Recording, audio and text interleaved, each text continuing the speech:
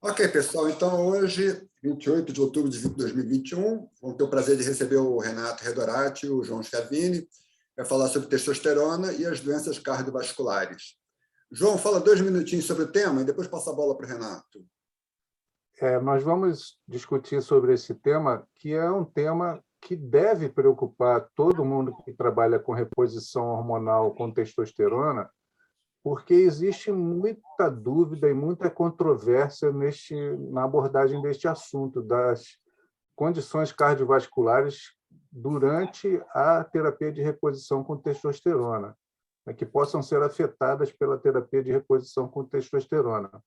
Isso é um tema que precisa ficar claro, porque o número de homens com deficiência de testosterona que estão envelhecendo e com comorbidades cardiovasculares é progressivo, aumenta muito.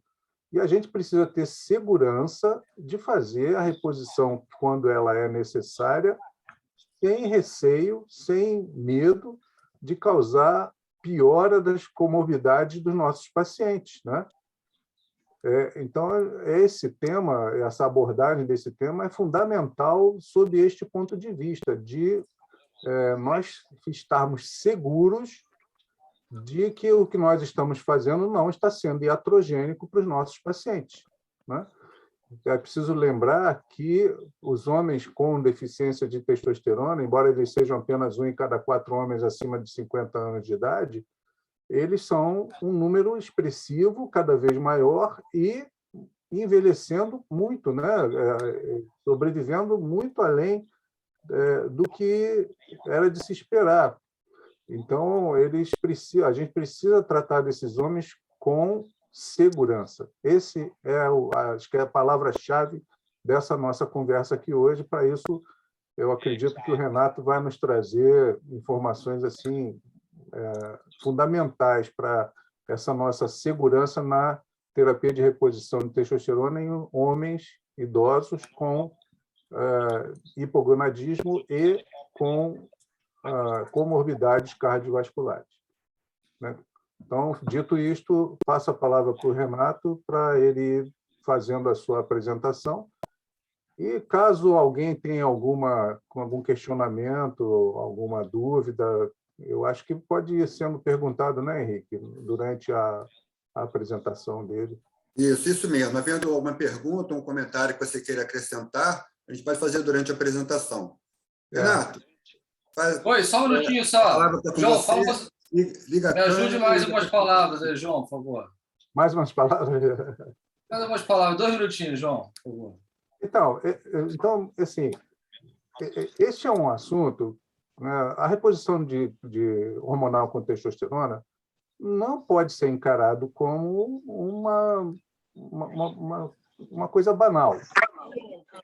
Como um analgésico que a gente dá para um sujeito que está sentindo dor porque deu uma topada, a gente não pode considerar a reposição hormonal, seja a reposição com testosterona, seja utilizando, por exemplo, citrato de clomifeno, né?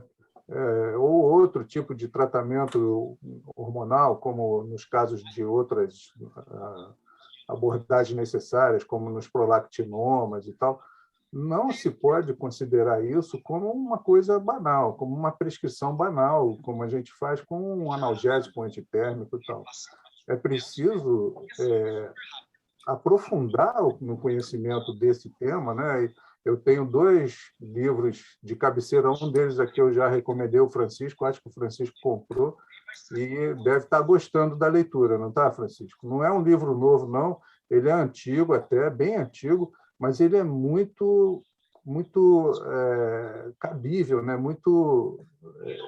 Eu vou até mostrar para vocês aqui o livro qual é. Ele está esgotado, vocês não encontram ele mais em livraria, só encontram ele nos sebos aí da internet, é esse livro. Deixa eu ver se aparece aqui. Não aparece não, por causa da minha tela de fundo. Ó, por causa da tela de fundo, olha aqui, ó, hipogonadismo. Olha, ó, agora sim. Né? Sobe um pouquinho. Esse se eu subir, desaparece. Esse livro é fundamental. Esse livro, eu não me desfaço dele nunca, porque ele é a bibliazinha do hipogonadismo. Né? E não é grosso não, tá, pessoal? Ele é fininho. Vê se dá para ver aí a lombada dele. Ele tem uma lombada aqui de 1 centímetro. Ele tem quantas páginas? Deixa eu ver aqui. Não chega a 200 páginas. 188 páginas, mas é fundamental esse livro aqui. Eu recomendo que vocês procurem. Ele está esgotado, mas a gente encontra ele, por exemplo, no Mercado Livre. Tá? Pronto. Obrigado, João. Esse tema é fundamental, exatamente para a gente poder trabalhar com segurança. Vamos lá, Renato? Bom. Depois tira uma foto do livro, da capa do livro, bota no Quinta Potência. Ah, tá, vou fazer isso, pode deixar.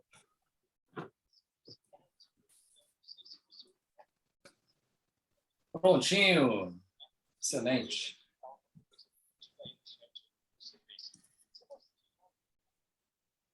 Uma outra zoom aqui. Bom, primeiramente, obrigado. Boa noite a todos. Obrigado, Henrique, pelo convite, mais uma vez aqui na Quinta Potência. Obrigado, professor João, por dividir essa live de hoje. Realmente, o que você citou é uma questão bem significativa, que foram todos os testes que a testosterona passou até agora, né? Câncer de próstata, a questão toda de o abuso e o uso discriminado, e que não é nem a competência de hoje, que é o próprio uso indevido para as mulheres agora. Então, a gente vai falar numa condição de segurança cardiovascular, numa reposição hormonal de um sexo que, teoricamente, tem um benefício com a reposição, um pouco mais distinto que o sexo feminino, que a reposição pode levar à resistência insulínica e outras enfermidades um pouco mais severas. Então, para essa apresentação, não tenho nenhum conflito de interesse. E a ideia é saber justamente onde estamos. E passei a questão dessa apresentação por ser aberto de forma a especialista, não especialista, alguns pequenos detalhes para a gente seguir adiante. Então, primeiramente, claro, se a gente vai falar de risco cardiovascular, a gente saber e ter noção do que seria esse risco, como a gente poder adaptar. A ideia de risco cardiovascular é o que nós temos à frente para determinar que o paciente possa ter um evento, seja um infarto, um AVC, uma doença arterial obstrutiva nos próximos 10 anos. E para isso a gente faz screening e tem algumas ferramentas que a gente pode utilizar. A própria Sociedade Brasileira de Cardiologia, com a de diabetes e a de endocrinologia, fez uma ferramenta aqui disponível, isso é fácil para quem tem tanto iOS, né, do iPhone, quanto da Apple, Google Store, baixar esse aplicativo e fazer esse cálculo para os nossos pacientes. Isso é importante porque a grande vantagem de você retestar o paciente é você fazer um ajuste, principalmente naqueles entre 40 e 65 anos de idade, em relação a valores dos lípidos, de pressão arterial, níveis de glicose, cintura, peso, evitando o principal desfecho, que é a morte. A principal questão nossa em relação à prevenção cardiovascular da doença isquêmica, que a doença isquêmica do coração e o acidente vascular, respectivamente, eles têm como principal causa de mortalidade no mundo, sendo responsável por praticamente 18 milhões de óbitos por ano. É uma quantidade extremamente significativa e impressiona. Ambas acabam persistindo como causas globais de mortes nos últimos 20 anos. Aqui no Brasil, nós temos esse valor anual de 400 mil mortes. É algo impressionante se nós formos contabilizar, por exemplo, a pandemia agora de Covid. Está chegando... Faculdade? Boa noite, Fernanda. Pronto, vamos lá. E a questão justamente nossa em relação à morte cardiovascular é evitar a doença cardíaca, evitar a obstrução, evitar o acidente cardiovascular, e a aterosclerose é a principal substrato para essa lesão. Então, a aterosclerose acaba sendo responsável pela doença coronariana, a doença cerebrovascular, presença, entanto, em aneurismas, aortas e outros eventos mais distintos. E como fatores, esse é o fator principal para a ferramenta aplicada e mostrada anteriormente, que são as questões de alteração de lípidos, pressão arterial, a doença metabólica e a síndrome metabólica. A gente até pode discutir um pouquinho mais à frente na questão de indicar a reposição ou não para esse perfil de paciente. Então, desse modo, a identificação precoce e a intervenção também, dessa forma, vai fazer a redução dos fatores de risco, melhorando a clínica do paciente e reduzindo seus desfechos cardiovasculares. As alterações patológicas do progresso dessa placa aterosclerótica vão lá atrás, remetem muito mais à primeira infância do paciente, toda a sua vida de desenvolvimento durante a puberdade até a fase adulta. Então, tentar você chegar a pontos de poder intervir nesse paciente precocemente seria o grande benefício. Por que esses 2 slides até agora? Porque esse é o perfil da maioria dos nossos pacientes com hipogonadismo. Talvez não temos um perfil mandatório de investigação quando temos a presença da insuficiência hormonal, atrelada ou não à reposição hormonal. Mas esse é o perfil do paciente hipogonádico. E esse é o perfil que vai estar em risco e esse é o paciente que a gente deve abordar para justamente evitar o desfecho pior, que é a morte cardiovascular. Então, importante, um dos grandes desafios na prevenção cardiovascular é identificar esse indivíduo vulnerável, que muitas vezes não tem sintomatologia nenhuma, e antes que esse evento aconteça. A gente sabe, já falamos em vários encontros nossos, que uma disfunção erétil pode prever uma doença cardiovascular nos próximos 2, 3 anos. Além de todos os biomarcadores que nós temos de doença e processo inflamatório, às vezes, uma simples dosagem, uma PCR, uma imagem de uma placa de ateroma pode ajudar a identificar esse paciente e até mesmo reclassificá-lo como paciente de mais alto risco. Então, pensando em todos os nossos pacientes progonáticos, né, e a gente fazendo uma medicina baseada em evidência, o que nós temos hoje em dia são alguns scores de risco que nós utilizamos, né? Principalmente o score de risco de Framingham, muito bem estabelecido, o de Reynolds, que inclui a própria proteína C reativa e antecedentes familiares, como morte cardiovascular, AVC e revascularização, alguns utilizados em certos países, como o primeiro no Reino Unido, né, o Q-Risk, ou então o outro, que é o score de risco pelo tempo de vida, que acaba tendo um desfecho muito mais a longo prazo para a gente avaliar nosso paciente. Mas o que a gente usa globalmente e que é a ferramenta proposta pelas sociedades foi o score de risco global, que consegue avaliar esse risco em 10 anos. A própria atualização da diretriz brasileira de dislipidemia, que foi feita em 2017, utiliza o score de risco global, avaliando esse nosso. Aqui segue mais uma vez os slides, para que a gente possa ter como atualização ou como uso em ferramentas daquele paciente que nós pretendemos fazer ou não uma reposição e que estamos cientes que ele está como alto risco. Muito bem. A questão agora, sim, são os efeitos da testosterona. Sabemos diversos efeitos quando estamos usando neles, mas o que será que esses efeitos podem trazer de benefício, principalmente o que nós temos que ter em mente hoje, que estamos falando do uso da testosterona no paciente que tem indicação da sua reposição. O uso hoje em dia é do paciente em falta, na carência, o hipogonádico. Esse paciente é que vai ter o benefício da sua reposição. Nosso objetivo é retornar a níveis fisiológicos, para que o paciente tenha, sim, uma sensação clínica ou não, mas que recuperando aqueles níveis de testosterona, ditos padrão para aquela idade e faixa etária, ele venha a sair de um risco cardiovascular elevado. Então, estudos in vitro de animais sugerem o efeito da testosterona em vários órgãos. Alguns mostram que a testosterona, sim, tem e modula o tônus vascular. Aumenta a eritropoiese e afeta, sim, a parte de agregação plaquetária.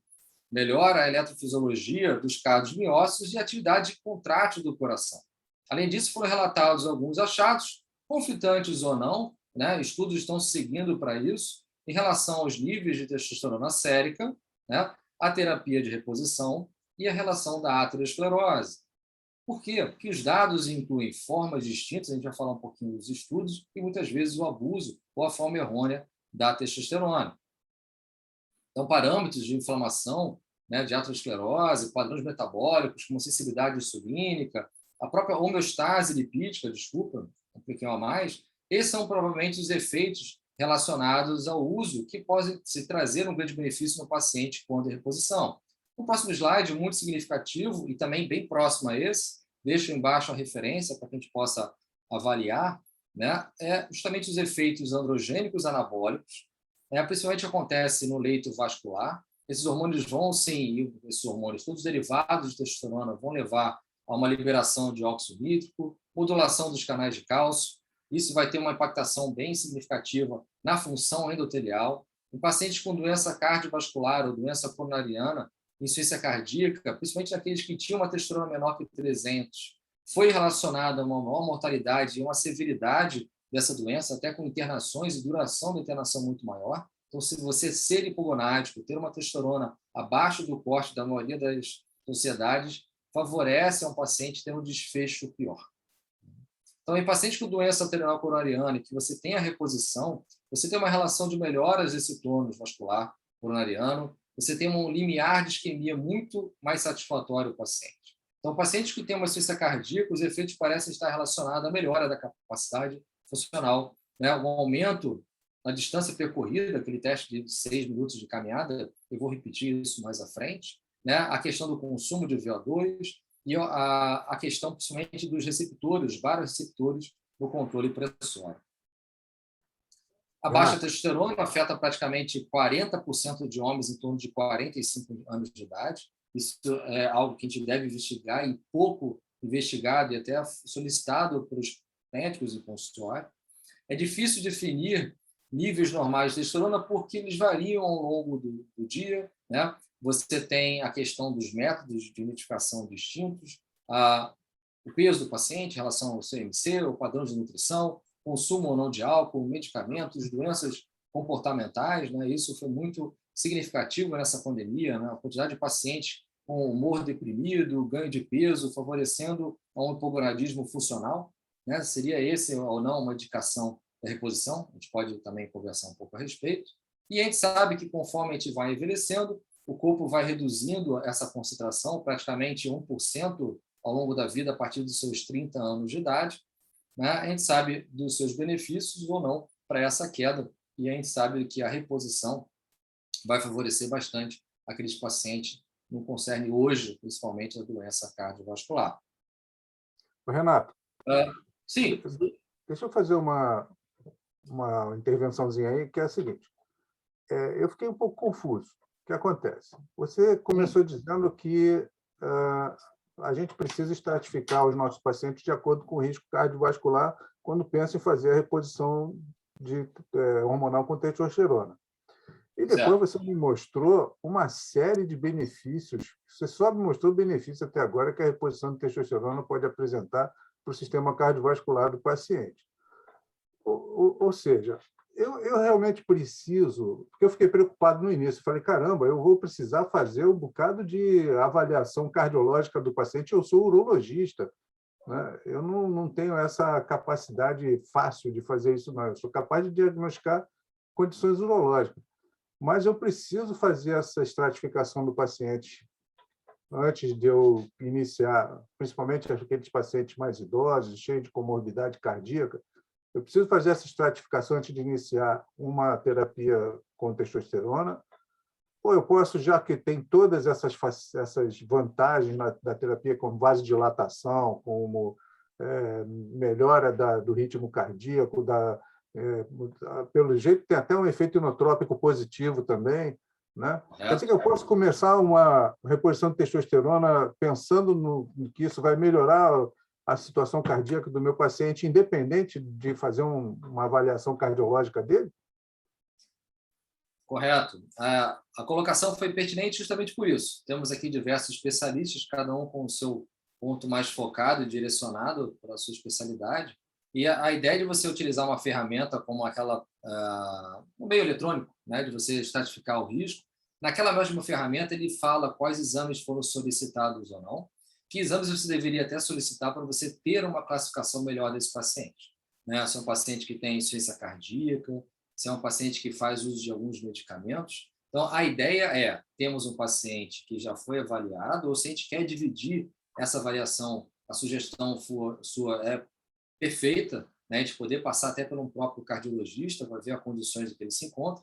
Por isso que foi aventado, talvez falado mais rapidamente, de você colher a história familiar, e por isso aquelas ferramentas de estratificação, como o Framingham, o RG, ali mostra, e é uma sequência grande, e aí justamente a ideia era a gente conversar, então a sua pergunta foi ótima, de você ver quais itens que poderiam solicitar para a gente saber se aquele paciente é um paciente rígido para que a gente inicie o tratamento.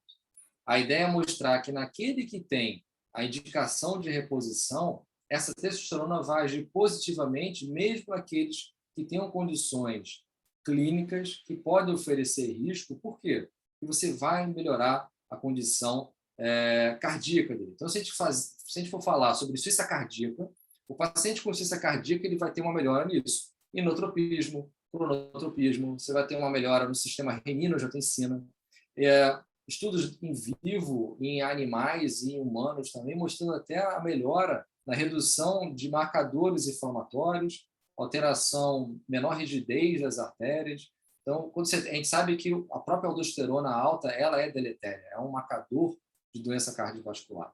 E quando você age positivamente nessa flutuação do sistema renina-angiotensina, você vai ter uma melhora do desfecho cardiovascular. E nos pacientes hipogonáticos, a melhora foi extremamente expressiva. Acho que a quantidade de artigos que nós temos em reposição com insuficiência cardíaca já está bem sedimentado o que é um tratamento empregado naquele paciente com diagnóstico correto, benefício assíduo tratamento.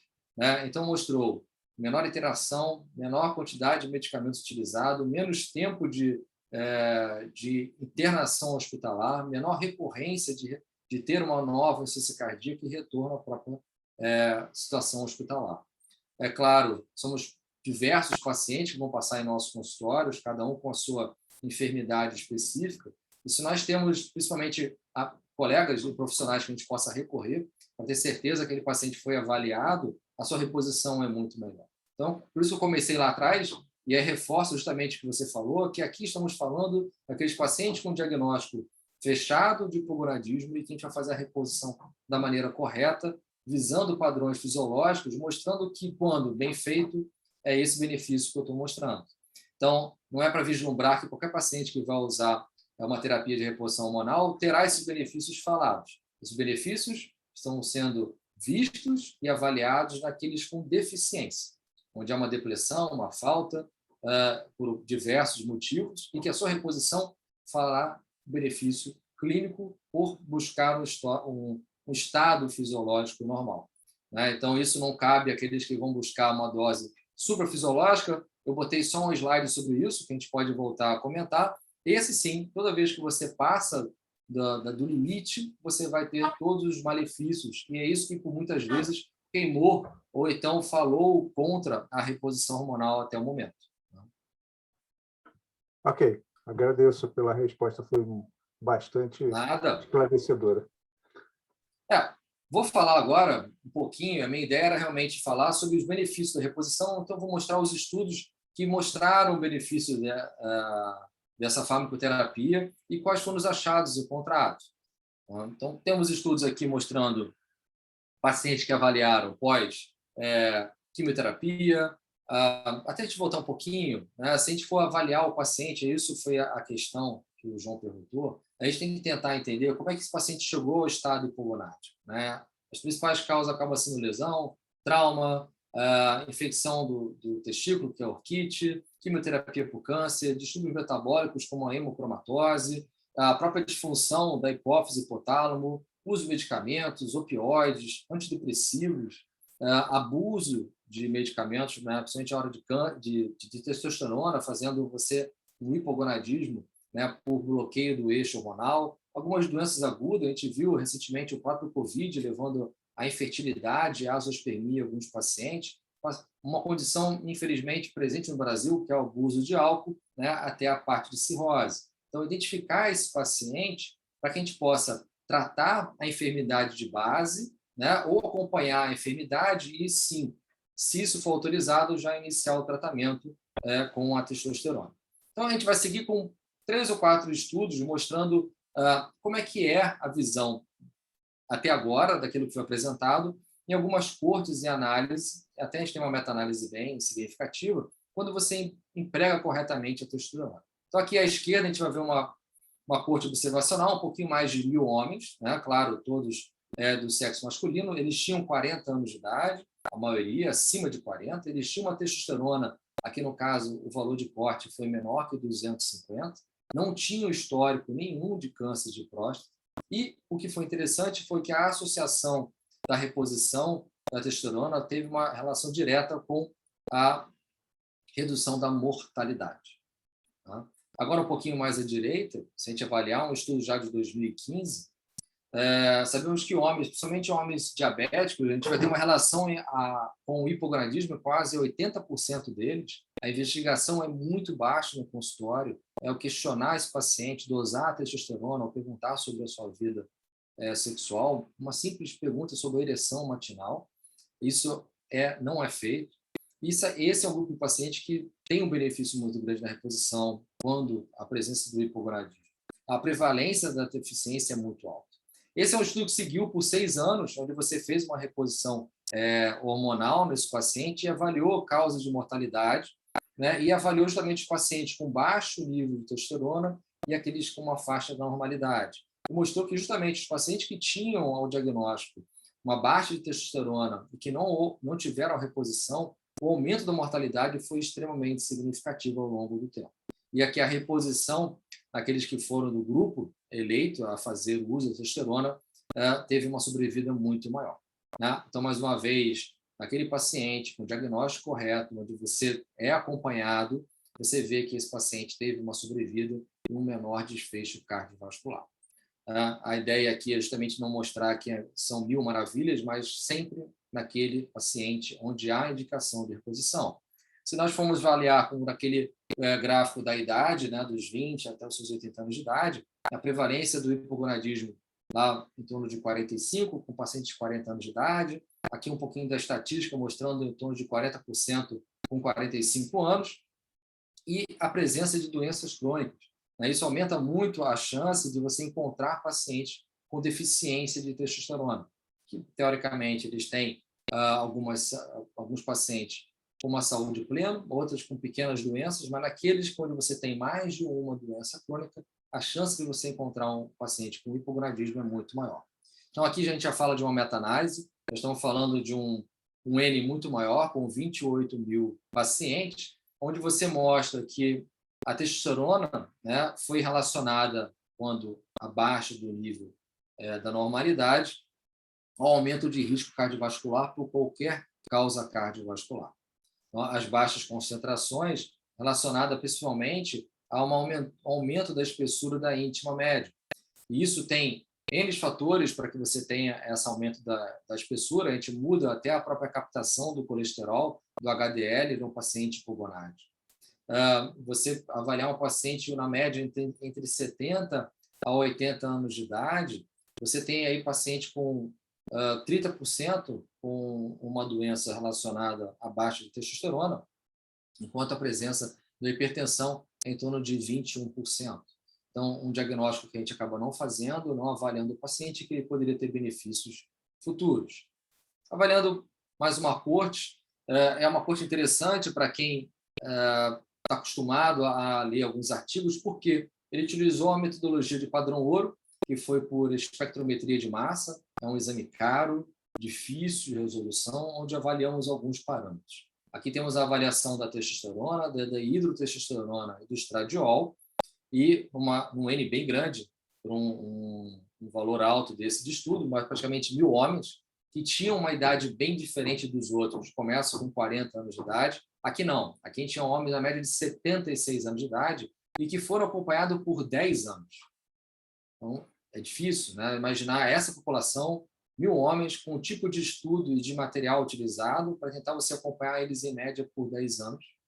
A gente conseguiu avaliar nessa população de 1000 homens que 114 tiveram um AVC, né, ou uma doença cardiovascular, foram 114 com AVC, 300 com doença cardiovascular, e justamente a relação mostrando uma linearidade entre a baixa de testosterona e o aumento de risco cardiovascular, e principalmente em relação à dehidrotestosterona. Nessa aqui, a dehidrotestosterona, ela não teve uma progressão tão correta quanto a testosterona, e isso vale para a gente, porque a gente sabe que precisamos de mais ferramentas para identificar esse nosso paciente. Precisamos de mais dados de estudos ricos para identificar qual seria o melhor marcador para o nosso paciente. O que mais, além de uma testosterona baixa ou um questionário de hipogonadismo, a gente pode utilizar para a gente, quando repor esse paciente ter uma segurança maior na sua reposição. Então, análises como hidrotestosterona e estradiol vem ganhando certa notoriedade, a relação entre testo e estradiol também vem crescendo nesse aspecto, e você, quando repor hormônio nesse paciente, você saber até quando você pode ir. Qual seria o valor ideal na sua reposição? Essa não seria o nosso perfil de hoje, mas saber que existe sim, quando você repõe hormônio, qual o objetivo que você deve chegar. Será que aquele normal da faixa, você está no meio do intervalo de classe, seria ideal para todo o paciente? É uma resposta que nós não temos ainda, mas que a gente pode muito bem buscar, ou com a clínica, ou talvez com marcadores que são feitos com a conversão da testosterona quando utilizada, seja por via oral, nasal, transdérmico ou intramuscular. Então, essa análise, ela confirma os achados das duas anteriores, que quanto menor a testosterona, ela foi um preditor para risco cardiovascular, principalmente aqui no acidente vascular cerebral. Né? Ela suporta também a análise, e aqui é uma análise distinta em relação à dihidrotestosterona, como preditor de risco também. Então, aqueles pacientes que tinham uma dihidrotestosterona um pouco mais elevada, acabaram tendo um risco um pouco maior. Então, a dihidrotestosterona, ele questiona nesse estudo qual seria o seu valor ideal para gerar essa predição, mas, de qualquer maneira, o que ele consegue mostrar globalmente é que, sim, baixa de testosterona aumento de risco cardiovascular, principalmente de acidente vascular cerebral. Aqui um conselho em relação à prescrição dos fármacos nos Estados Unidos. Deixa eu passar aqui, na verdade, aquele slide, vou ter ele repetido mais à frente.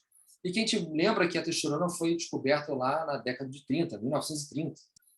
Foi prescrita inicialmente para o tratamento de pacientes com sua aparência. 9 anos depois, acaba ganhando o prêmio Nobel pela sua descoberta. Mas o interesse era justamente que era um agente que poderia gerar um benefício, uma sensação de bem-estar e principalmente a questão da melhora do envelhecimento desse paciente.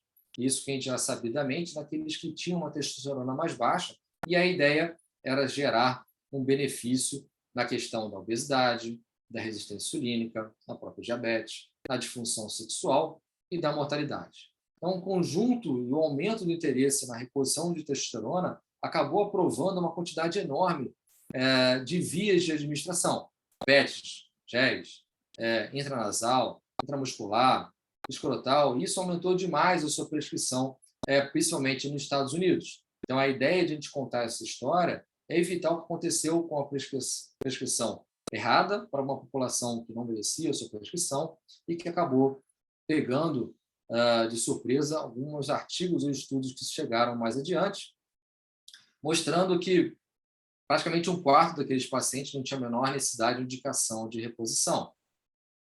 A ideia de você buscar o elixir da vida, que você vá usar um medicamento que vá mudar a sua vida, fotos na época dos anos 30 ou 40, em 1900, mostravam, né, a comparação do homem com o tigre, a questão de, na praça popular, os extratos de testosterona feitos de diversos animais, testículos de outros animais, tentando melhorar aquela qualidade.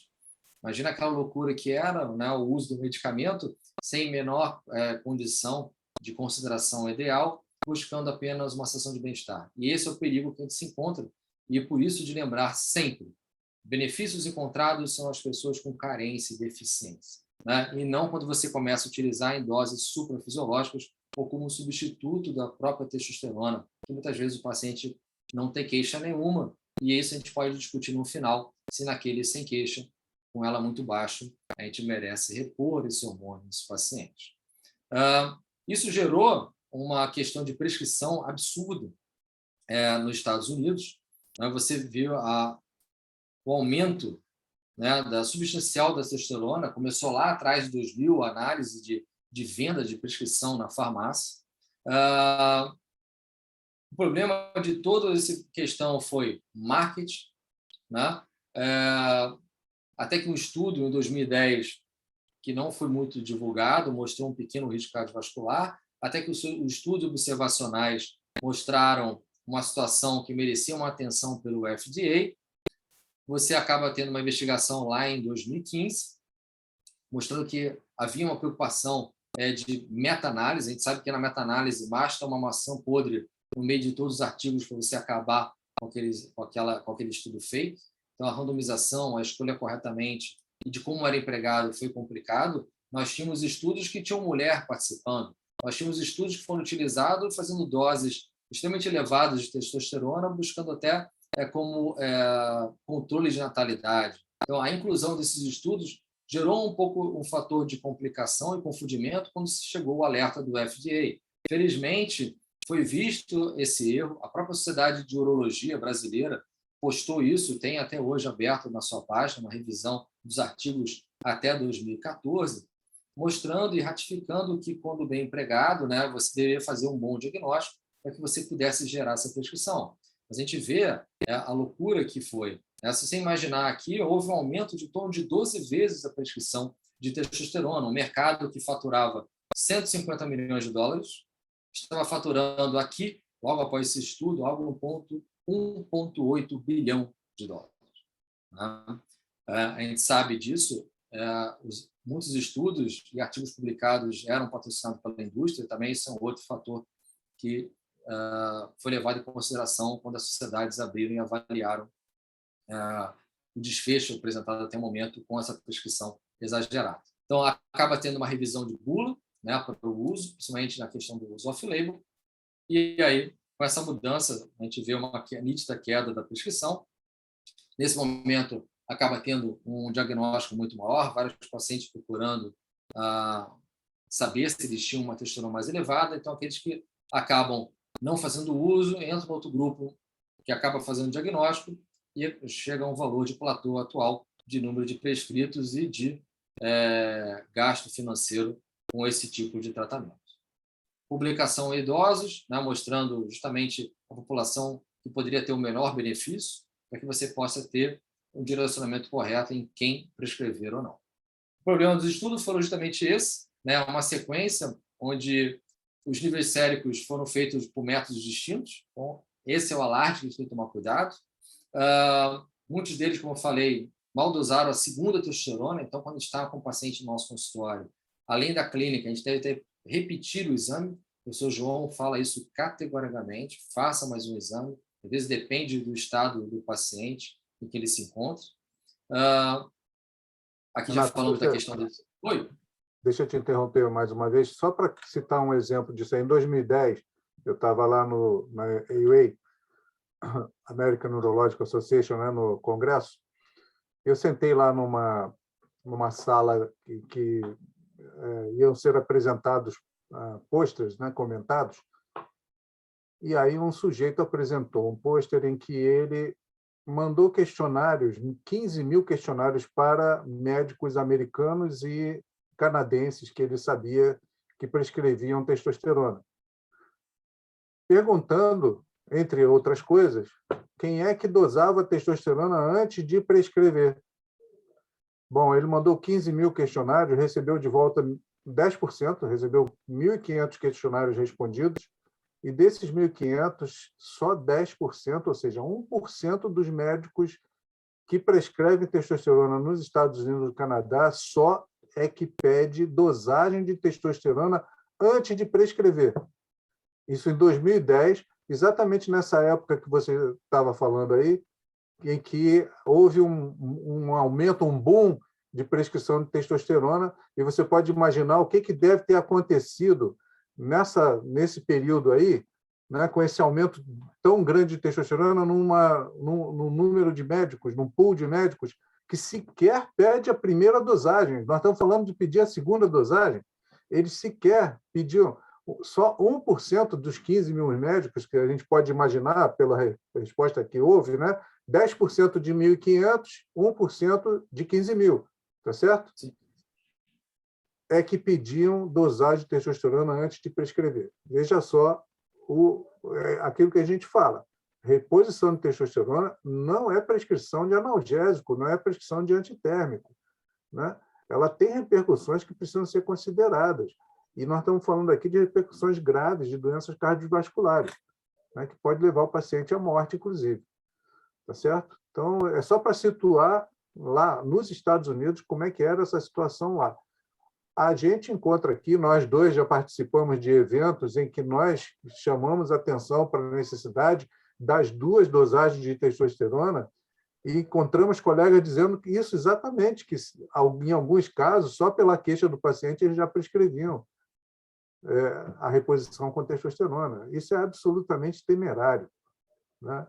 É só um comentário, não precisa responder. Eu entendo. A ideia, mais uma vez, é isso. Estamos falando de pontos positivos naqueles pacientes hipogonádicos, né? Não adianta. Isso não vai ter benefício em quem tem teste normal ou que você vai buscar uma coisa suprafisiológica. Aqui estamos falando de doentes, pacientes que têm deficiência. Então, a sua deficiência merece uma reposição e a carência desse hormônio vai levar a todas as lesões vistas. E por isso, quando você emprega e repõe a testosterona, você vai tirar o paciente de uma condição de risco, né? Então, aqui é você tirar dele uma enfermidade, um diagnóstico feito. Obrigado. As considerações são sempre importantes, até para a gente lembrar, quem pegar no meio a apresentação, que a gente está falando de reposição hormonal, né? Então, foram pequenos erros que foram a questão desses estudos para que justamente isso, né? A ideia é não queimar uma terapia que, quando empregada, salva vidas. Então, buscar essas informações que foram os erros de você fechar um diagnóstico, o porquê que foi suspenso, o porquê que você deve regulamentar, é justamente por isso que você pega quem prescreveu erradamente, e a quantidade é absurda, a gente sabe disso, e esse erro, você perder aquele paciente que teria a chance de ter uma sobrevida e a resposta melhor no tratamento.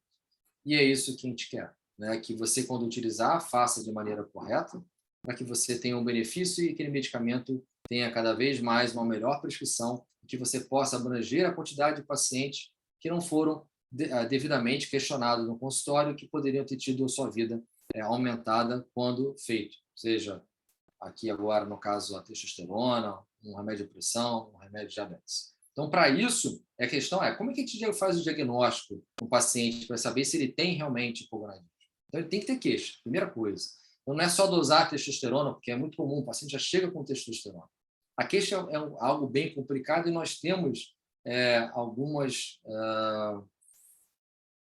alguns questionários para isso, né? Questionários bem validados e bem empregados, de uma forma mais simples ou mais complexa. Então, a ideia é não dosar a testosterona de maneira rotineira, mas naquele que vai ter uma queixa, ou que, como eu comentei anteriormente, que o médico tenha uma participação ativa em perguntar, principalmente aqueles pacientes acima de 40 anos de idade, né, se há alguma alteração, libido, desejo, ereção, qualidade no ato sexual, depressão, alteração do humor, né, tudo pertinente ao hipogonadismo. Identificar, quando fizer essa pergunta, nós temos o médico perguntando se há fatores por trás, medicamentos, depressão, né, saber que muitas vezes o paciente, a gente sabe disso. O paciente obeso, se ele perde peso, se ele vai para uma bariátrica, se ele melhora a qualidade de vida, aquela testosterona melhora. E, claro, feito o diagnóstico, pergunta fundamental, né? A gente pega, são casos que acontecem, a gente fica um pouco chateado no consultório, onde o paciente iniciou a sua testosterona e esqueceu de perguntar se ele tinha o desejo de gerir uma família mais na frente e possivelmente a gente faria uma reposição de uma forma um pouco diferenciada. Então, os sinais e sintomas são complicados conforme a idade avança, você confunde com algumas situações, o próprio cansaço, a atividade física um pouco mais reduzida. Temos aqui fatores que podem estar incluídos em relação ao hipotireoidismo, a própria deficiência do hormônio de crescimento, que é raro, mas também pode estar inserida nesses pacientes.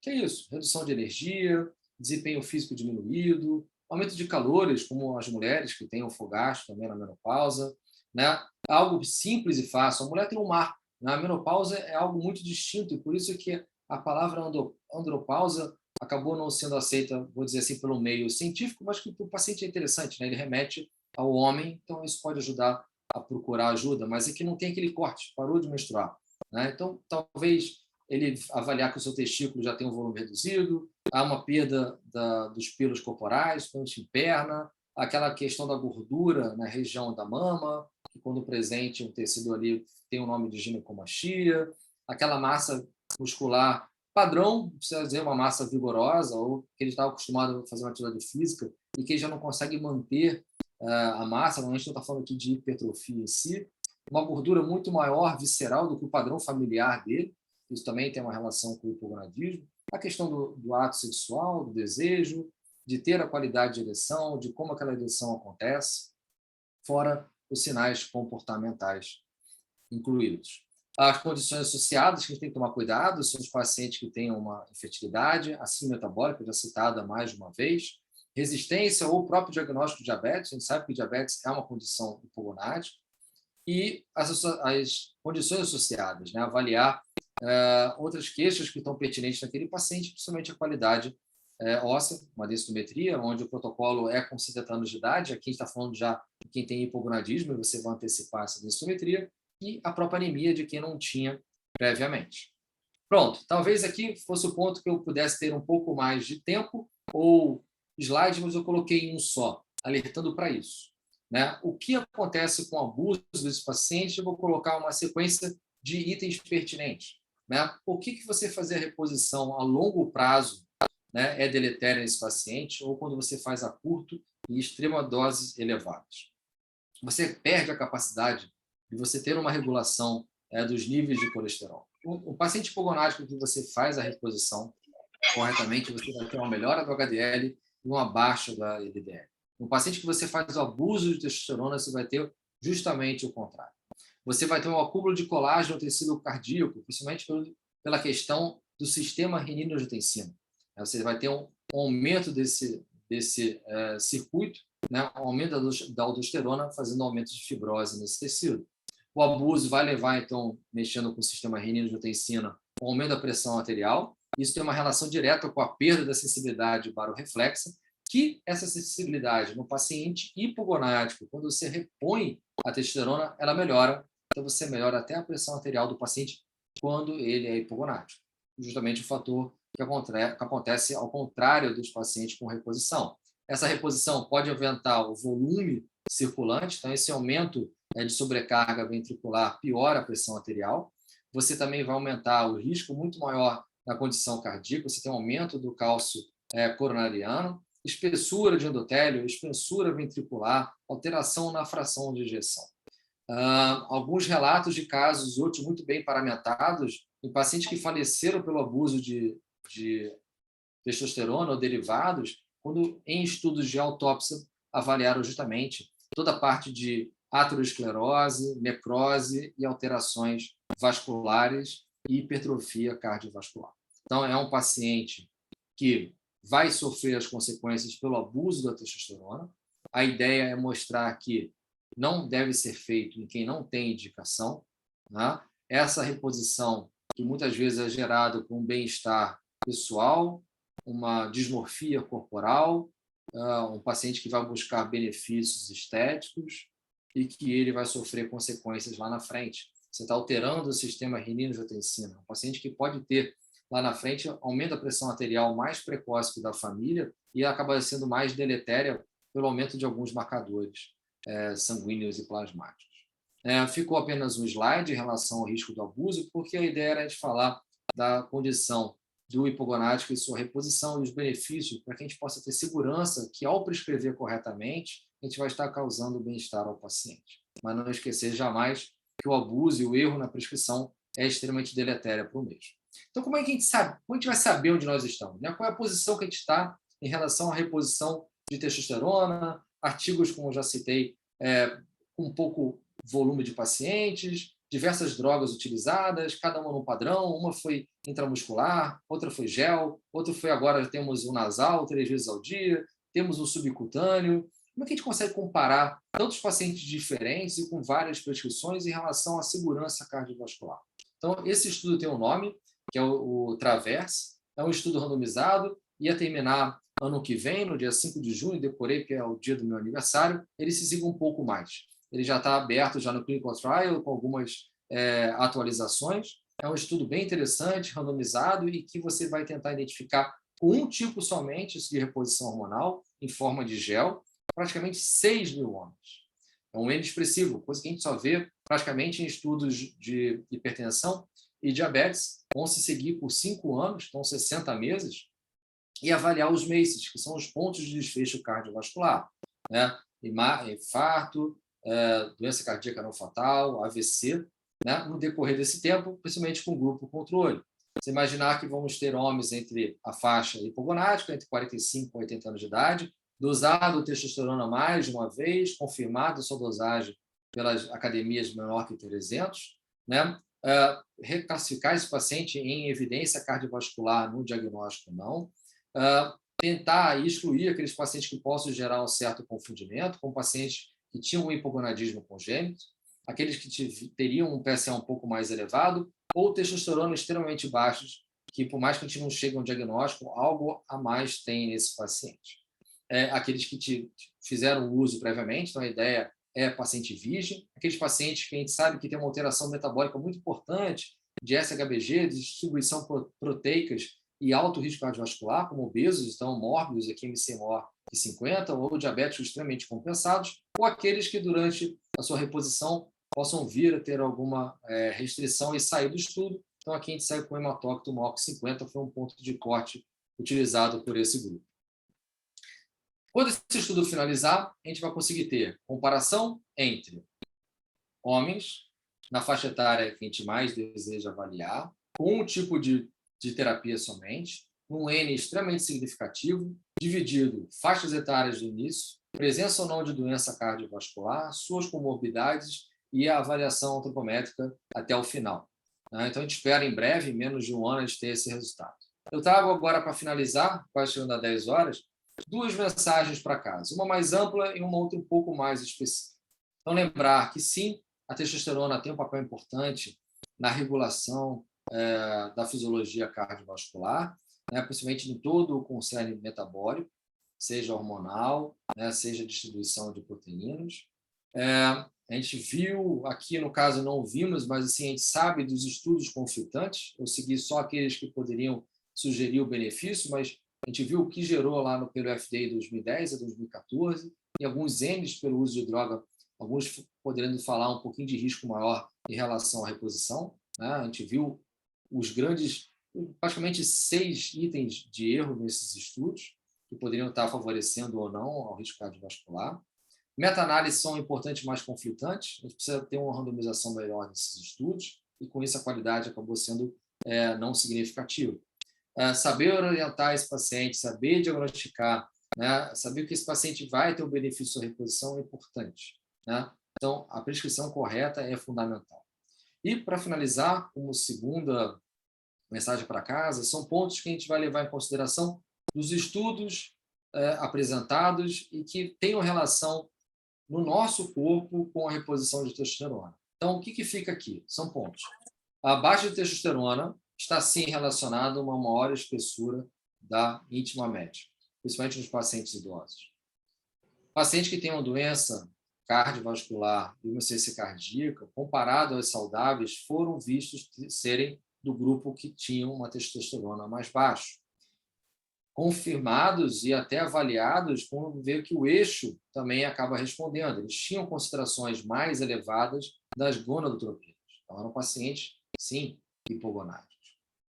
Vimos em estudos em animais e humanos, principalmente aqui em autópsia, a relação do seu receptor de androgênios na doença coronariana. E vimos que naquele paciente hipogonático, o seu desfecho era pior. A análise era mais deficitária, provavelmente a reposição favoreceria esse paciente, ou o estado fisiológico ele não teria essa carência de receptor.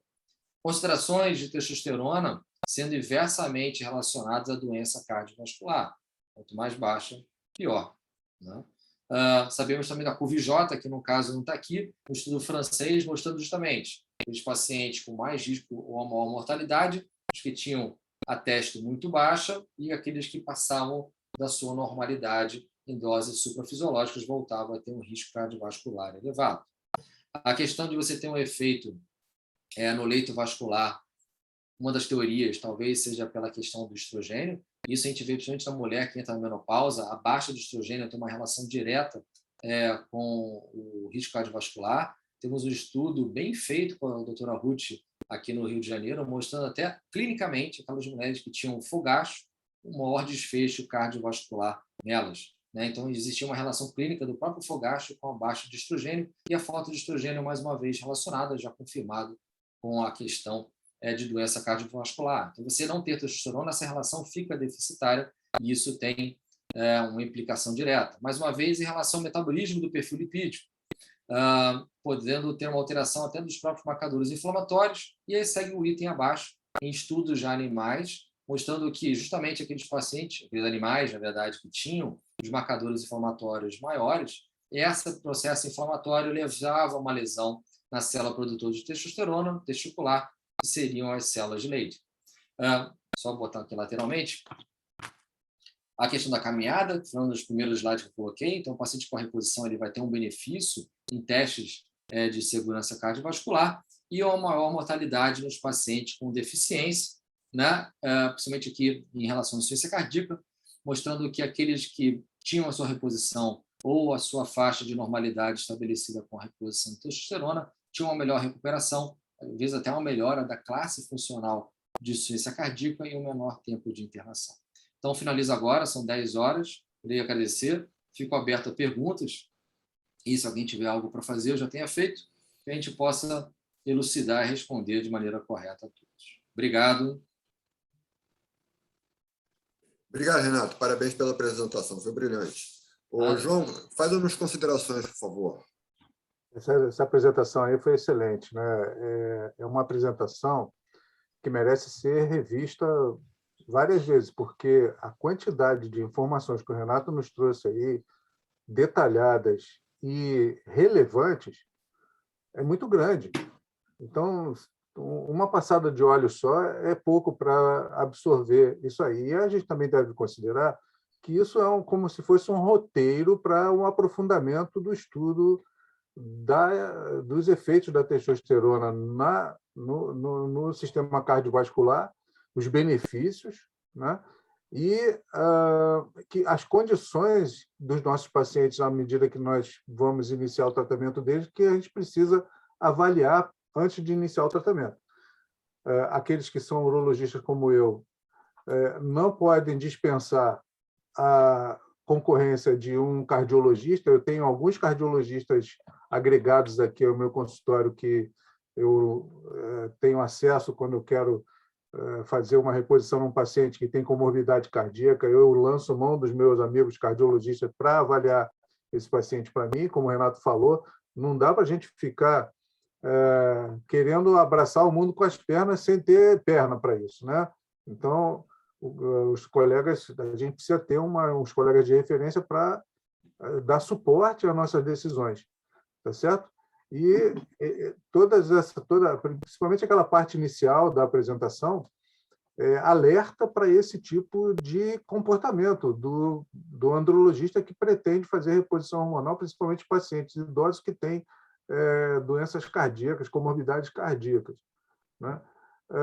Todos aqueles benefícios que o Renato mostrou aqui, que a reposição da testosterona trazem para o sistema cardiovascular, se referem ao eugonadismo. A gente precisa sempre chamar a atenção para isso. Nosso objetivo na reposição com testosterona, ou então no atingir a normalidade da testosterona usando, por exemplo, citrato de clomifeno, que o Francisco gosta muito dessa alternativa aí, por exemplo, né? É conduzir o paciente de volta à situação de eugonadismo, que é quando todos esses benefícios se apresentam, se manifestam no sistema cardiovascular, e evitar o hipergonadismo, né? Evitar os níveis suprafisiológicos de testosterona, que esses sim são piores em agressividade para o sistema cardiovascular, como mostrou aí o Renato num desses últimos slides, do que até o hipogonadismo.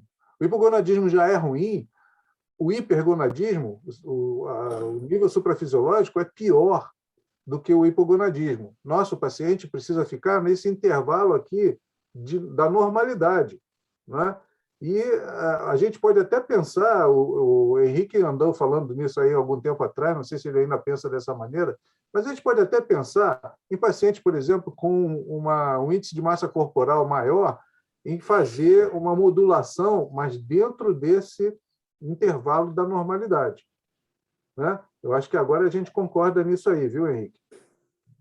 Nesse intervalo, por exemplo, da normalidade, o paciente que tem um índice de massa corporal maior, às vezes, trazer ele para o nível de eugonadismo muito próximo do limite inferior não é suficiente para ele. não vai trazer o bem-estar dele, mas ele não pode ser levado para um nível hipergonádico, né? Ele precisa ficar aqui nesse intervalo. Eu faço isso, eu faço essa titulação com esses pacientes, né? Um pouquinho mais de testosterona e tal. Nos pacientes que não tem queixa e que a testosterona está variando aqui próximo do limite inferior, esses aí não são elegíveis para reposição hormonal, né? Esses aí precisa ser investigado melhor o que está causando sintoma nele, porque provavelmente não é o hipogonadismo, eles não estão aqui abaixo, né? Eles estão aqui, está muito próximo do nível inferior, está lá com 380, 360, 350, isso não é hipogonadismo, né? A gente precisa, inclusive, investigar outra coisa, de repente esse sujeito tem um SHBG muito alto, né? Está impedindo o efeito da testosterona livre. Não é uma coisa simples. A reposição de testosterona, ela traz muito benefício, ela é muito satisfatória quando ela é bem indicada, mas não é uma coisa simples como nós acabamos de ver aqui. Para que seja bem-sucedida, para que o nosso paciente tenha benefícios e que nós não corramos riscos desnecessários e o paciente também, né? Então, o nível que deixa você confortável é aquele situado entre 350 e 800. Isso. 860, mais ou menos, é por ali. Até 860, alguns índices de referência aceitam, né? 350 até 860 a gente considera dentro do intervalo fisiológico da testosterona. Tá certo? Alguém quer fazer mais alguma intervenção? Leonardo Messina está aí. Leonardo. Tá com o microfone ligado, Leonardo. Vamos lá.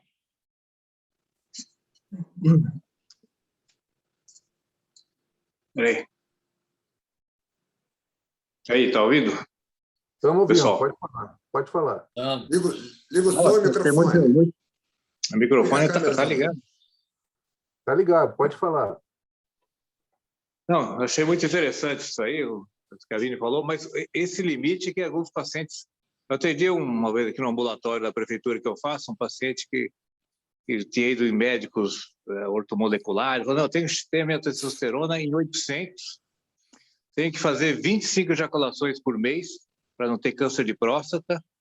E realmente tem um trabalho científico que fala, foi publicado no Journal, que fala alguma coisa sobre esse número aí de quantas ejaculações você tem que ter por mês para evitar câncer de próstata. Então, ele já estava com esse que você falou aí desse intervalo da normalidade, mas ficando mais acima. Ele falou isso para mim. Não, o limite, eu estou no limite, mas eu quero ficar na parte superior do limite, que aí eu me sinto melhor. E tem paciente realmente isso. Talvez a gente tenha que mudar um pouco esse nosso conceito de estar totalmente na faixa, mas como as pessoas variam, como você falou, massa corporal, peso, atividade, desgaste, uso, sem pensar, como a testosterona está sendo usada e está, digamos assim, está no limite baixo, já está queimando, entre aspas, né? Queimando mais do que está chegando. Então, talvez você dá um pouco, mas é muito tênue isso. Tem o pessoal de orto molecular que está discutindo a mesma coisa que a gente está discutindo, entendeu? Tiro muito alto, né? Opa. Nessa hora que eu comentei, né? Talvez a gente pudesse utilizar um estradiol, uma dosagem de hidrotestosterona, uma relação entre testosterona e estradiol, ou uma quase bloqueio do LH e FSH como um valor limite, né? Até onde a gente consegue dar testosterona, porque ele chegue no limite até o 860 e que você veja que aquilo é benéfico sem você extrapolar o que seria correto para aquele paciente. Essa informação que a gente não tem ainda. Mas nessa hora, quando indicado, a clínica pode ajudar um pouco, sim, em você tentar buscar um valor maior, desde que você não faça nada exagerado para o paciente, né? Que você não ultrapasse o limite da normalidade. E pensar também naquela coisa que acontece, a gente não tem muito... Todo mundo fala que é simples, né? Uma toca, não é se aumentar muito, tem medo também de subir demais. Apesar que na prática realmente são poucos casos que eu vejo que com uma toca acima de 56, 57, né? A gente fica nesse limite técnico, né? Aqui nesse Pocket Guidelines aqui não dá para ver por causa daí de trás, né? Da EAU, está falando. Está bloqueado o microfone, Henrique. Então, nesse Pocket Guideline da IAU, está falando passou de 53, a gente tem que fazer sangria. Isso é uma coisa que a gente precisa chamar atenção. Sangria aguda, ela tem efeito contrário. Ela diminui agudamente o hematócrito naquele momento, mas ela causa um estímulo à eritropoiese, né? Então, não é a sangria aguda, é a sangria, vamos dizer assim, em episódios, Gradual. né? Gradual. Gradual, exatamente. Você tira sangue do paciente, por exemplo, uma vez por semana durante um mês. Uma coisa assim. Se você tirar 500 ml de sangue desse paciente, ele vai ter um estímulo para a produção de mais do que 500 ml. Né? Na verdade, o que a gente precisa fazer aí é rever a reposição de testosterona, como é que ela está sendo feita. Isso eu paro. Né? Então, assim, Trocar o fármaco também. trocar o fármaco. Por exemplo, você está fazendo com Nebido, né? Está fazendo com reposição de longa duração. Esse daí é o que aumenta mais o hematócrito, né? Esse porque está lá permanentemente elevada a testosterona, sempre no nível mais superior e tal, o hematócrito vai subindo direto, não para de subir. A reposição com o gel diário é a que mais se aproxima do ciclo circadiano. E é o ciclo circadiano que mantém o hematócrito no nível adequado. É o CAR, eugonádico. O mais próximo do eugonadismo. E é o mais fácil de você tirar. E o mais fácil de retirar quando tem necessidade. Ele é diário. Exatamente. Moisés aí participando adequadamente, orientando nesse sentido. Outro que também a gente pode lançar mão, e quando ainda tem célula de Leydig suficiente para responder, é o clomifeno. O clomifeno não faz poliglobulia.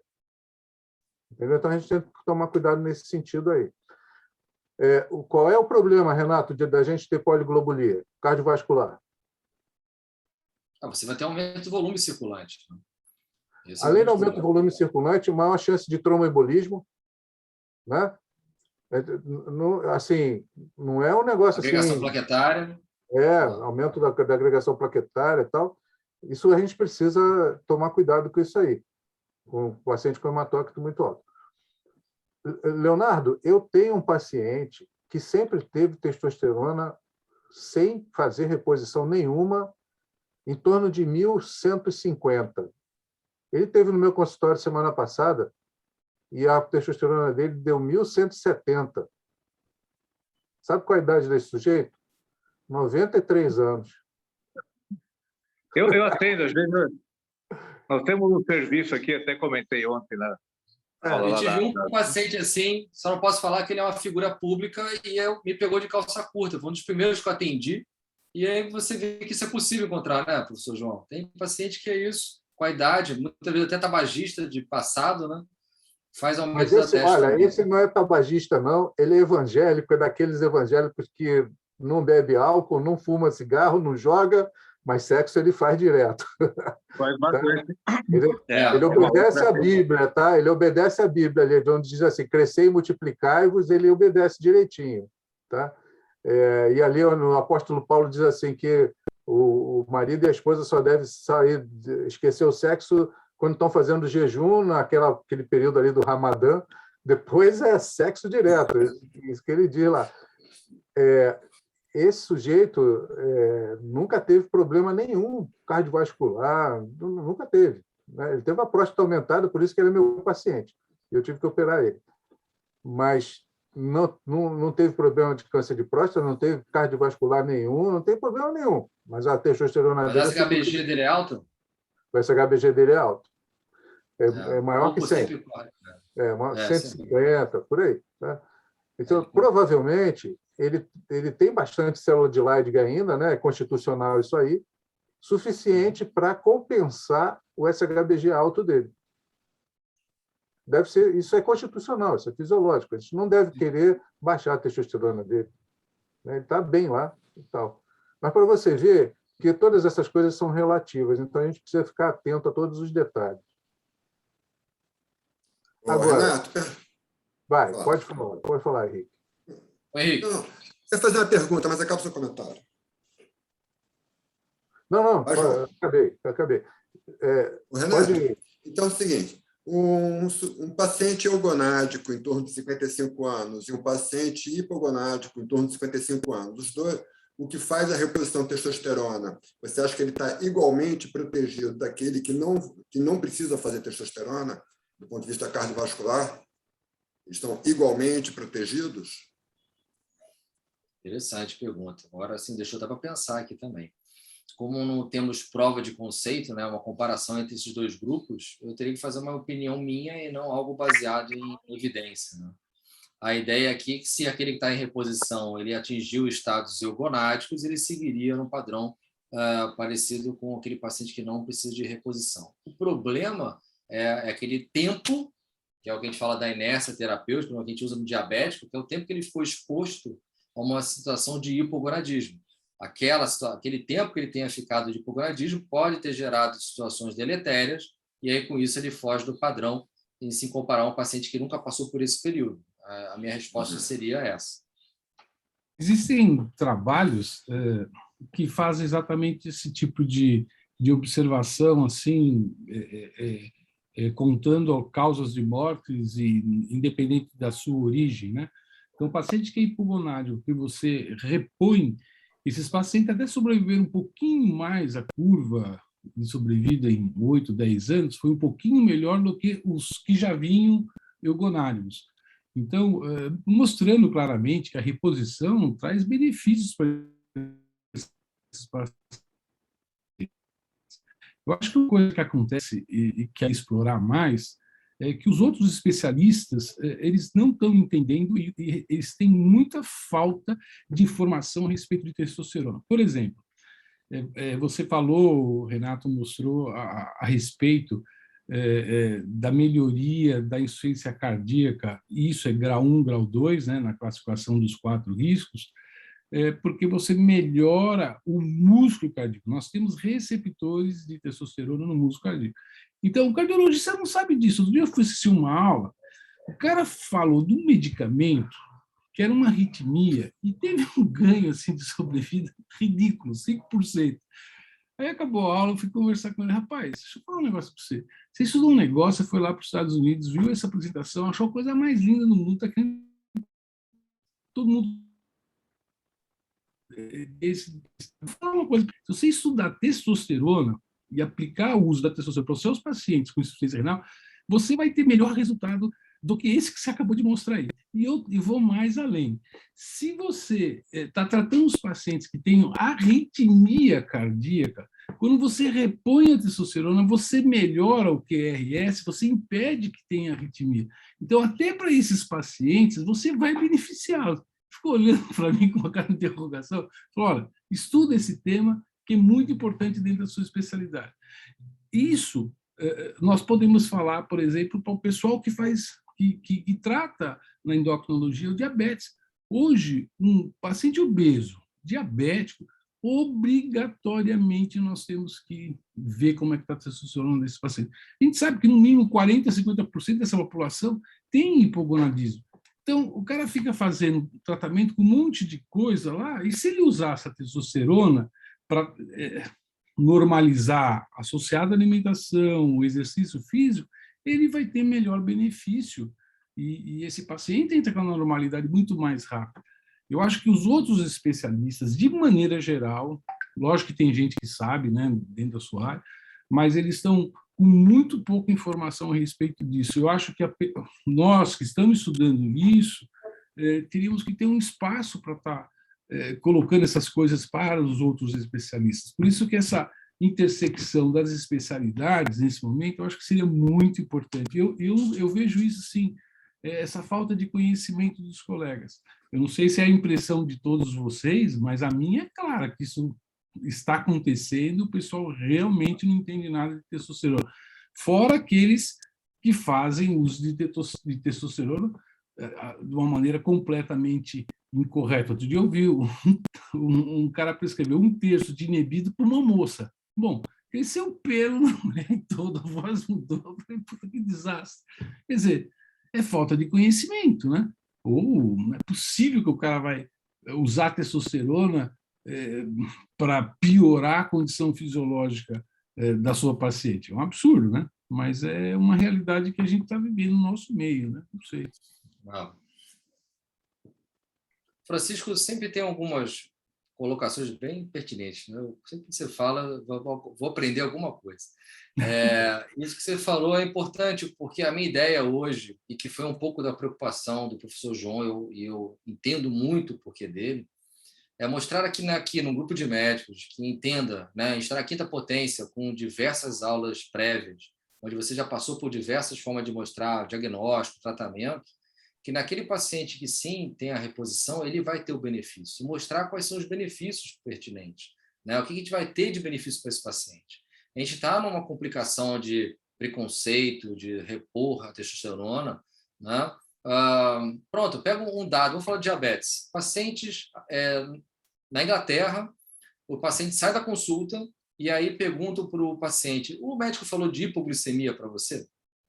Chegou nem a 9%. Você imagina que algo que é comum para a gente, que é discutir testosterona, quem faz essa pergunta no consultório? Né? Quem pergunta da ereção matinal ou da relação conjugal que tenha, né? E muitas vezes o paciente sexo feminino que vem no consultório, o ginecologista nunca abordou isso com ela. A gente está falando de reposição hormonal e ela está com uma baixa de libido e você muda a qualidade de vida dela. Impressionante isso. E, Francisco, tem outra coisa, né? Tem o medo, né? O cardiologista tem muito medo de prescrever testosterona, muito medo. Não, mas... E eles, assim, infelizmente, a maior parte dos cardiologistas, eles preferem fazer a sua receitinha de bolo, né? Então, o paciente chega lá com uma hipertensão arterial, vai tomar o quê? Hidroclorotiazida e atenolol. E não perguntou para ele como é que anda a função erétil dele e acabou botando uma pá de cal sobre a pouca função erétil que ele ainda tinha, né? Então, o problema é esse, a receita de bolo. A receita de bolo atrapalha muito o bom tratamento dos pacientes. Eles não são capazes de sair da caixinha. Hidroclorotiazida, por exemplo, é uma das drogas que baixa a testosterona. Pois é, ainda tem isso. Existem várias drogas. O que eu tenho que mandar o paciente voltar no cardiologista trocar receita é muito paciente, né? Quando eu estou falando, tem um grupo de cardiologistas que eu selecionei que me atendem.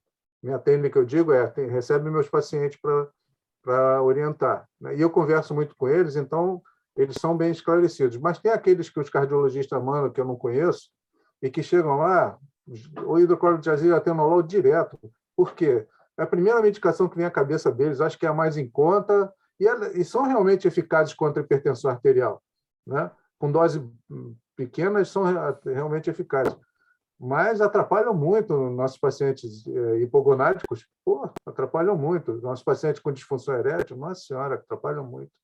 Então, era importante que a gente fizesse algum tipo de interação com a Sociedade de Cardiologia, por exemplo, para orientar esse pessoal aí.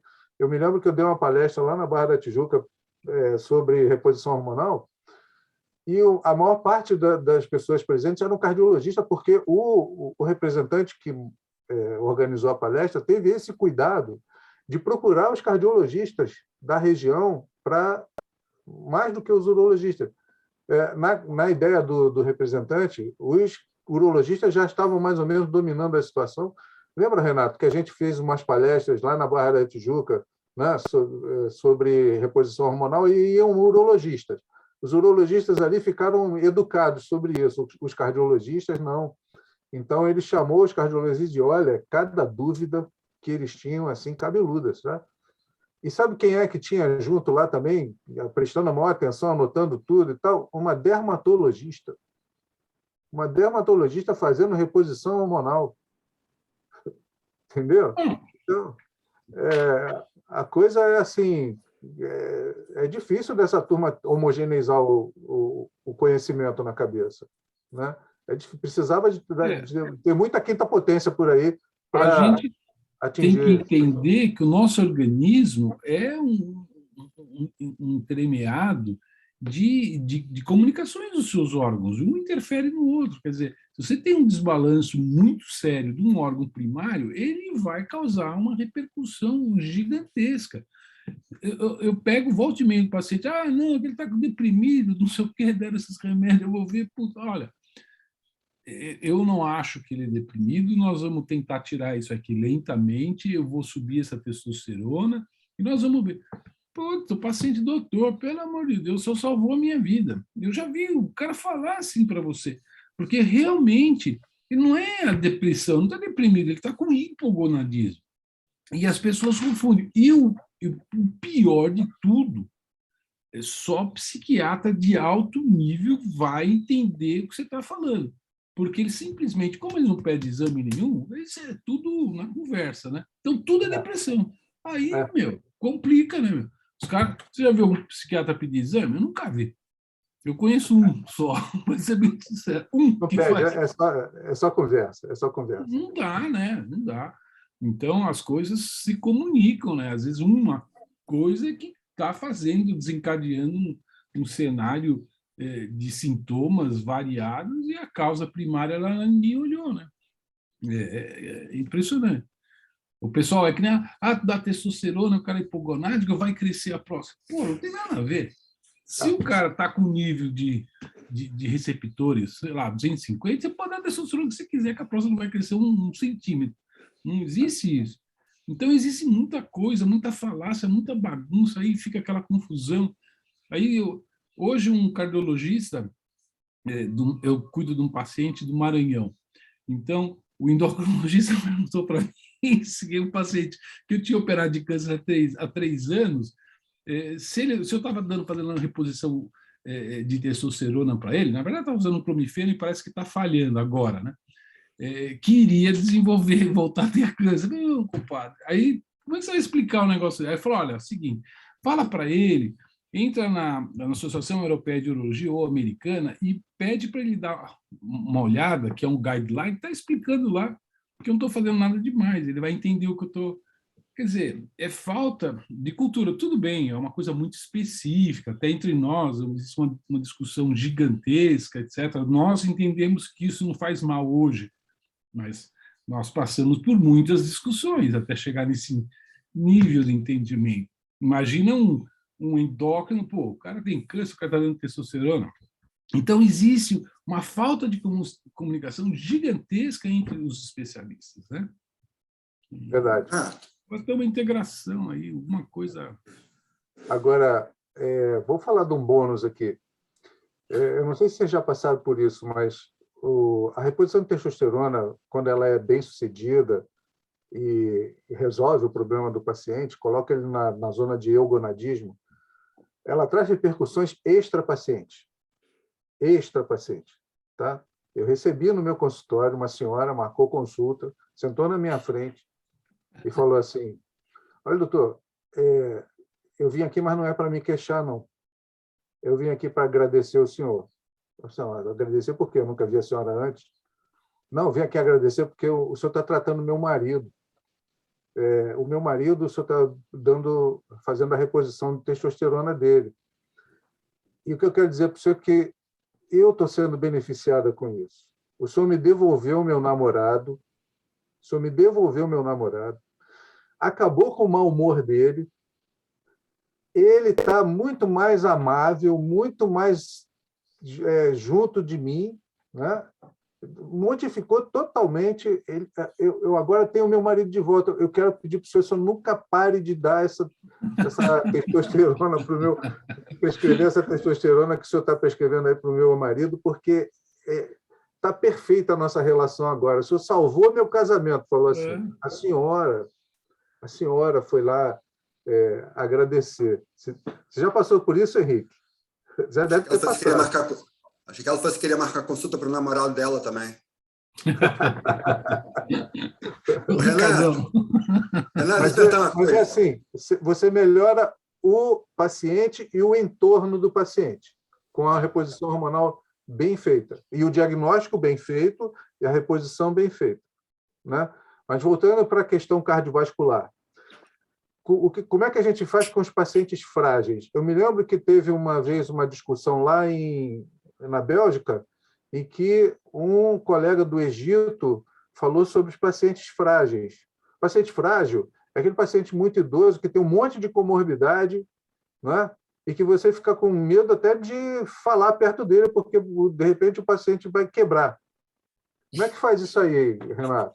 Paciente muito frágil e que tem hipogonadismo, que está com osteoporose, está com sarcopenia, né?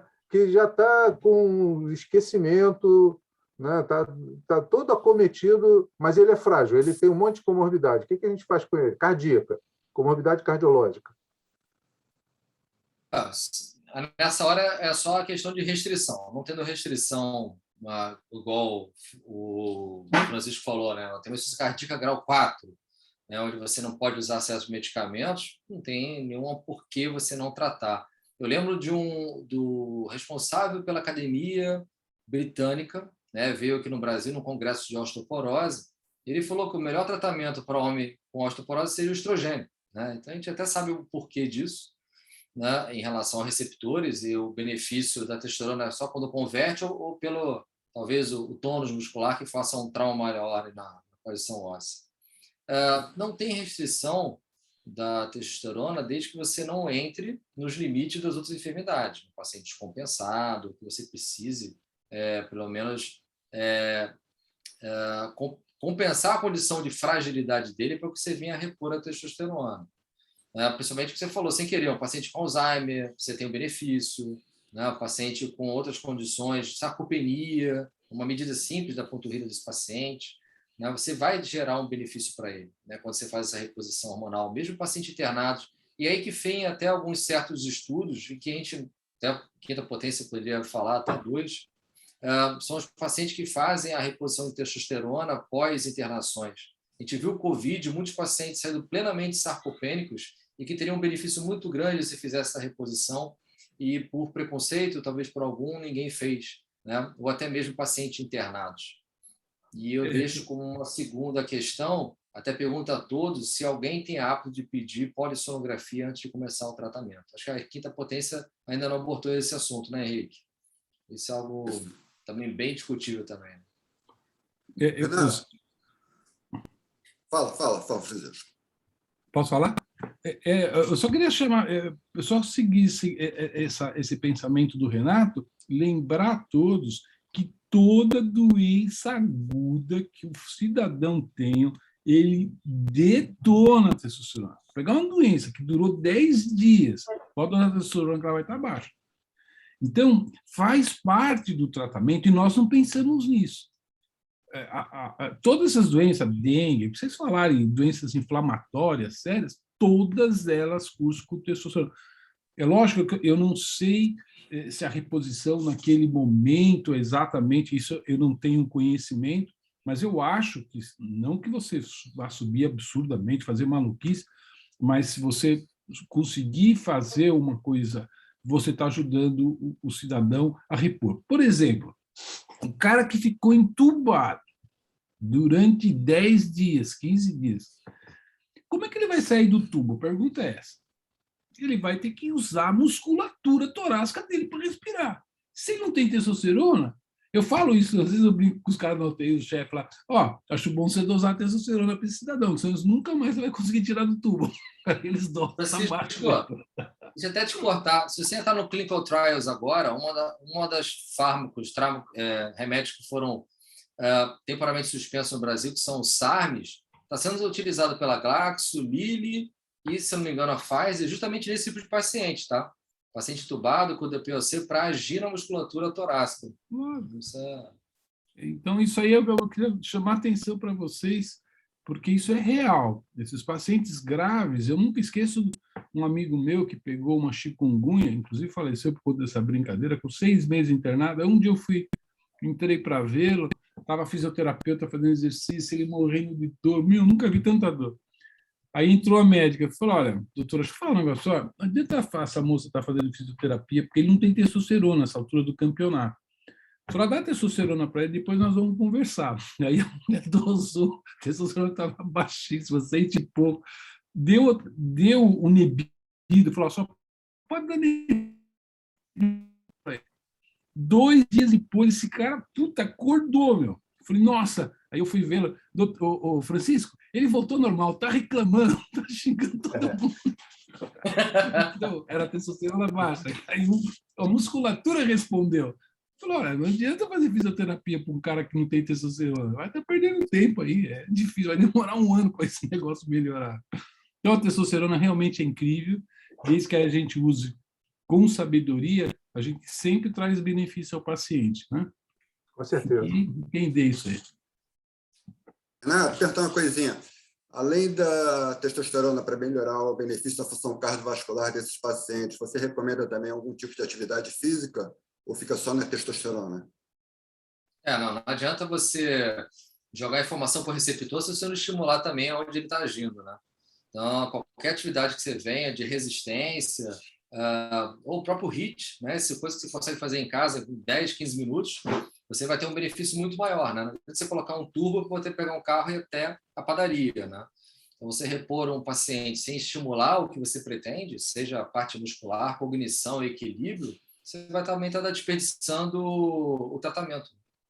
É fundamental a gente trabalhar o que a gente falou. Um paciente que deve ser avaliado por vários profissionais. E aquele que, teoricamente, vai fazer uma prescrição, ele tem que entender o entorno daquela prescrição, o que pode beneficiar e o que pode gerar também de alguma coisa deletéria para ele. Mas é fundamental. Ótimo. Tá bom. Ok, pessoal, mais uma pergunta?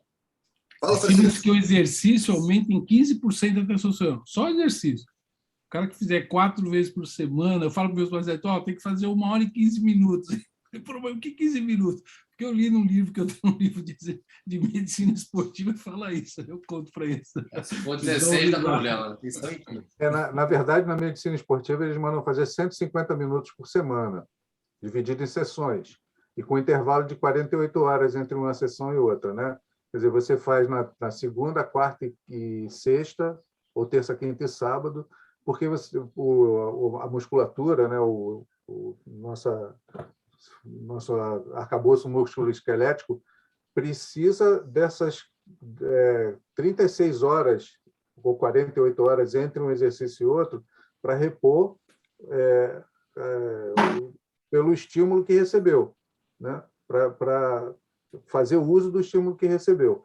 É o que os professores de educação física chamam de day fitness, né? Você tem que ter um dia fitness entre um exercício e outro para a musculatura repor aquilo ali que gastou.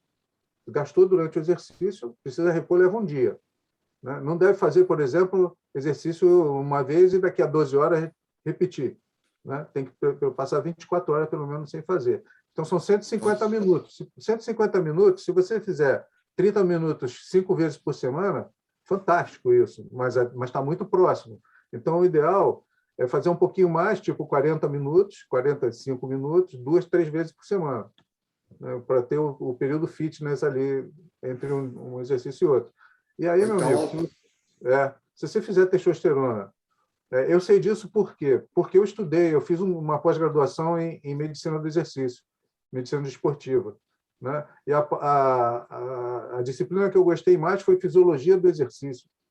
Fisiologia do exercício é tão legal e tão mais apropriada do que a fisiologia que a gente aprende na faculdade de medicina. Por quê? Porque a fisiologia que a gente aprende na faculdade de medicina é a do repouso, e que a gente passa só 1/3 da vida em repouso, 2/3 a gente passa acordado e fazendo exercício, algum exercício, né? Caminhando, se mexendo e tal. E o corpo funciona diferente nesse momento aí, que a gente está fazendo exercício. Então, se a gente... Isso que o Renato falou, o que adianta você acender o receptor e não usar ele? Né? O que adianta você acender o receptor lá do testosterona e não usar ele? Tem que usar. E o uso que estimula e faz o sujeito ter ganho é o exercício físico, né? E, olha, exercício físico é impressionante.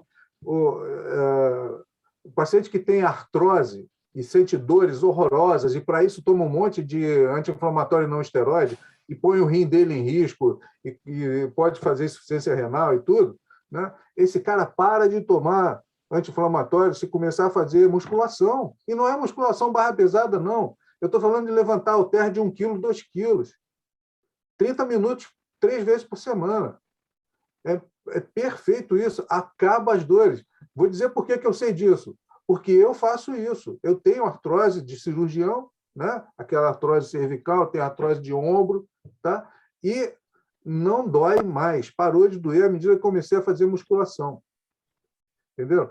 E obviamente, se a testosterona estiver baixo, o sujeito vai sofrendo sarcopenia, a artrose dói mais, né? Então, a gente precisa repor a testosterona, mas fazer exercício para estimular esse músculo a hipertrofiar, para poder estabilizar as articulações e desfazer o dano que a artrose, dano doloroso, né, que a artrose causa. Então, essa pergunta sua, Henrique, é fundamental. O exercício físico é fundamental, o cara tem que fazer. Eu estimulo meu paciente, eu falei assim, olha, você precisa fazer caminhada.